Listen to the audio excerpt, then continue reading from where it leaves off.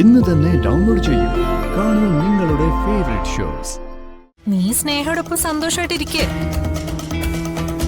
ഇവിടുത്തെ കാര്യങ്ങളെ അത് ഞാൻ നോക്കിക്കോളാം. ഇപ്പൊ ഞാൻ പറയുന്ന അനുസരിച്ചില്ലെങ്കിൽ ഇന്നത്തോടെ നിനക്കെല്ലാം നഷ്ടപ്പെടും. ആരുടെ പ്രേരണ കൊണ്ടായാലും അച്ഛനെന്ന് പറയാതിരുന്ന പിന്നീട് നമ്മളെല്ലാരും അതിന് വലിയ വില കൊടുക്കേണ്ടി വരും.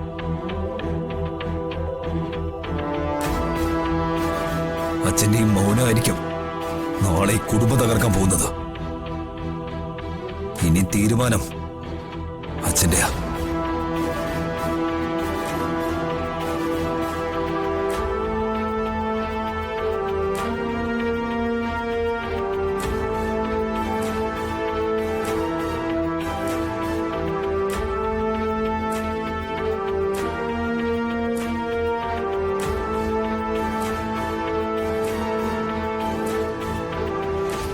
അച്ഛന്റെ മനസ്സിൽ എന്താണെന്ന് എനിക്കറിയാം. പക്ഷേ അവരുടെ മുന്നിൽ അച്ഛൻ തോറ്റുപോയാ ഈ കുടുംബത്തെ രക്ഷിക്കാനുള്ള എല്ലാ വഴി അടഞ്ഞു പോവും. കുറച്ച് നാളുകളുടെ വേർപിരിയൽ മാത്രമേ ഉള്ളൂ. അർച്ചനെ നമുക്ക് ഇങ്ങോട്ട് തന്നെ തിരിച്ചുകൊണ്ടുവരാം.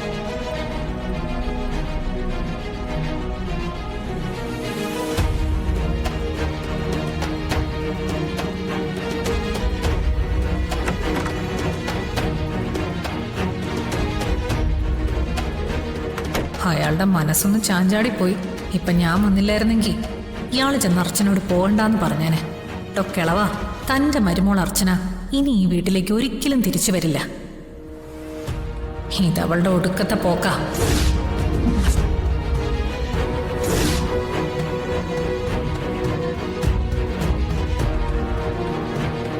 അപ്പൊ 2 ദിവസം കൊണ്ട് ഇത്രയൊക്കെ കാര്യങ്ങളോട് നടന്നു അല്ലേ?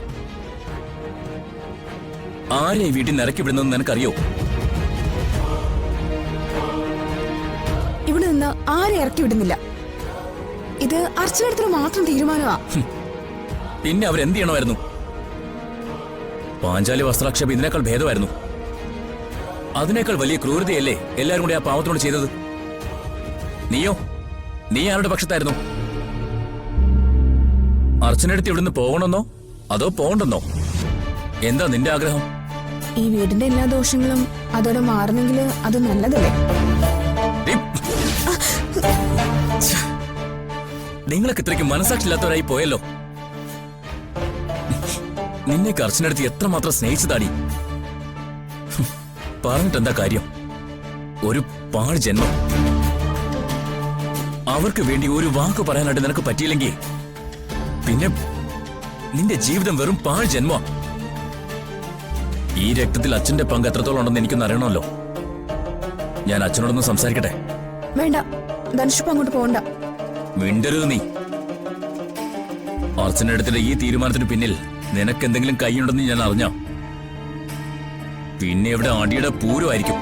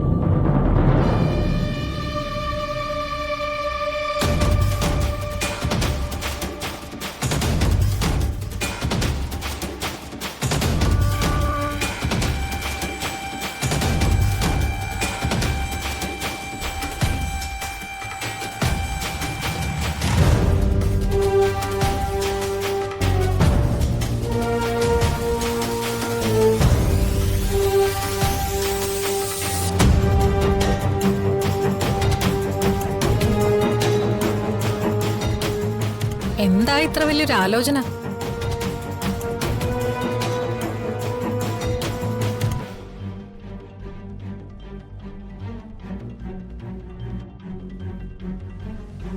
എങ്ങോട്ടാ ഇത്ര അർജന്റായിട്ട് നീ പോകുന്നത്?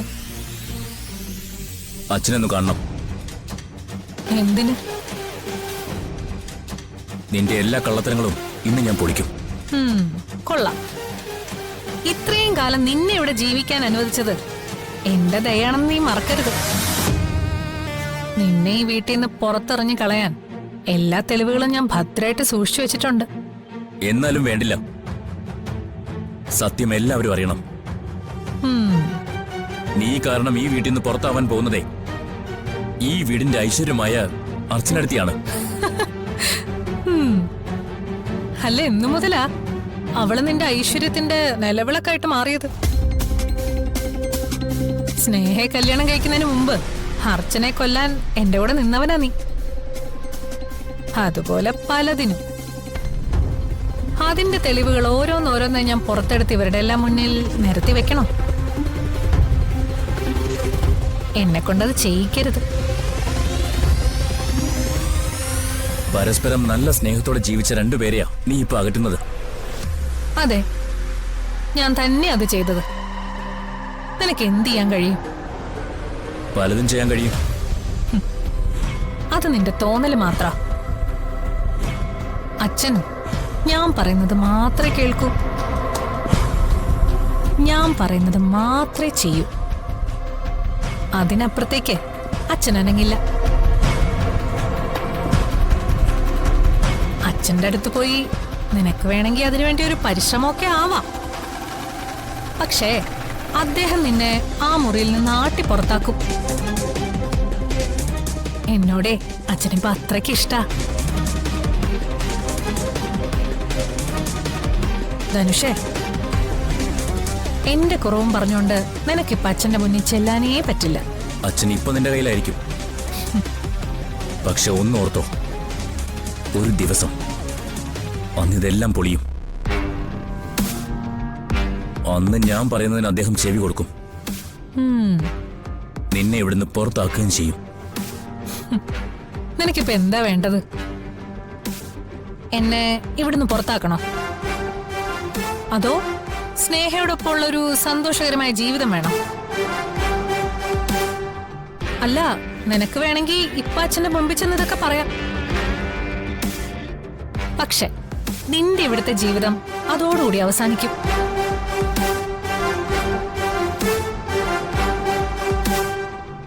എന്റെ ലക്ഷ്യങ്ങൾ എന്താണെന്ന് അറിയാവുന്ന ഒരേ ഒരാൾ നീയാ.